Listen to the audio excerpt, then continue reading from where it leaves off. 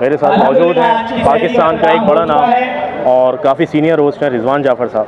तो रिजवान जाफ़र साहब, आप कैसे देख रहे हैं कि कैसे इंतज़ाम चल रहे हैं? ज़फ़र अब्बास साहब की ये 10वीं सहरी है, इंतज़ाम कैसे लग रहे हैं आपको और इनकी खिदमत के बारे में आप क्या कहेंगे, आवाम को बताइए। जी बहुत बहुत शुक्रिया।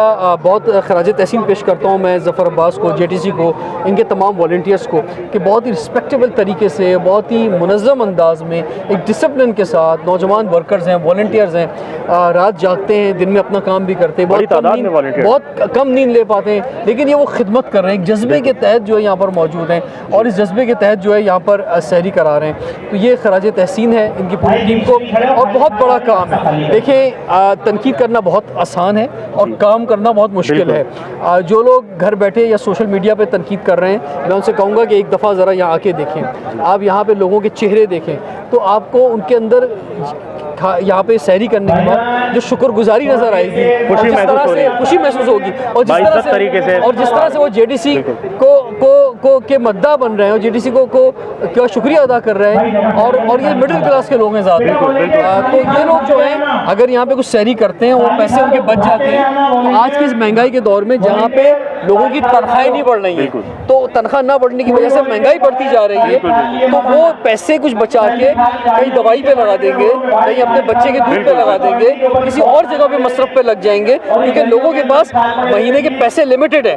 देखें, लोगों को या तो हथियार पकड़ा दे, लोग एक दूसरे का जो है वो स्ट्रीट क्राइम में पड़ जाएं, एक दूसरे का गला काटने लग जाएं, या फिर उनको जो है रोजगार दें, और रोजगार जब तक नहीं मिल रहा तो उनके कम से कम कुछ पैसे सेव हो सके, और उसमें ये सहरी इफ्तारी उनके पैसे सेव करने का एक बड़ा जरिया है। अच्छा, जैसे कि आप देख सकते हैं कि ज़फ़र अब्बास साहब बड़ी बड़ी माफियात से इस टाइम जंग लड़ रहे हैं, जैसे फ्रूट माफिया है, भिखारी माफिया है और दीगर। तो ज़फ़र अब्बास साहब को थ्रेट्स भी बहुत हैं, तो इन माफिया को कैसे कंट्रोल किया जाए, इसके बारे में आप क्या कहेंगे? देखें, पाकिस्तान का प्रॉब्लम ही यही है कि ये माफिया जो हैं, इन्होंने हमेशा से जो है डिक्टेट किया है हमारे इदारों को भी। चाहे वो लोग, मिसाल के तौर पे आप फ्रूट माफिया की बात करें तो रेट लिस्ट जो है वो एक पूरा मजाक है। भाई, गवर्नमेंट की रेट लिस्ट पे अमल क्यों नहीं हो रहा? उस रेट लिस्ट पे क्यों फल नहीं बिक रहे? उस रेट लिस्ट पे क्यों मुर्गी नहीं बिक रही है? उसका वजह यही है कि ये माफिया के हाथों जो है हमारी जो रेट ऑफ द गवर्नमेंट है वो हमेशा चैलेंज रही है, और उसमें मुझे बहुत अफसोस हो रहा है बात कहते हुए कि हुकूमत के अपने अहलकार भी सहूलतकार के तौर पर काम करते हैं, जिसकी वजह से ये इम्प्लीमेंटेशन नहीं हो पाती। गवर्नमेंट का काम NGOs कर रहे हैं। बिल्कुल। अब वो काम जो गवर्नमेंट को करना था वो काम अब जो है JTC और इदारे कर रहे हैं, और ये बड़ा इंपॉर्टेंट काम है।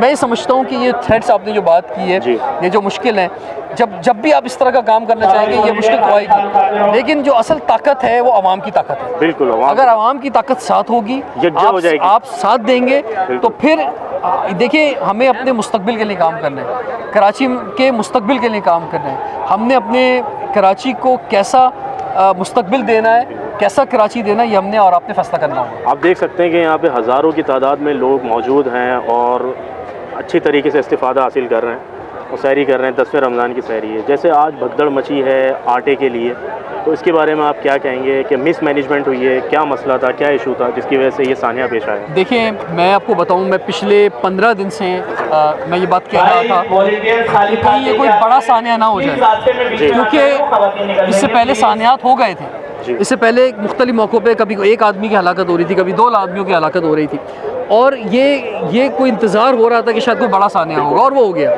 और मैं कहता हूँ कि अगर अब भी हम नहीं बाज आए तो इससे भी बड़ा सानिया कोई हो सकता है। तो ये हमारी मिस मैनेजमेंट है, ये हमारे तरीक़ेकार की गलती है कि आप जो है इस तरीके से जो है एक बड़ी आबादी को, देखिए छोटे मुल्कों में और छोटी आबादी में इस तरह हो सकता है, बड़े मुल्कों में बड़ी आबादियों में आप इस तरह से आटा डिस्ट्रीब्यूट नहीं कर सकते, आप इस तरह से पैसे नहीं बांट सकते।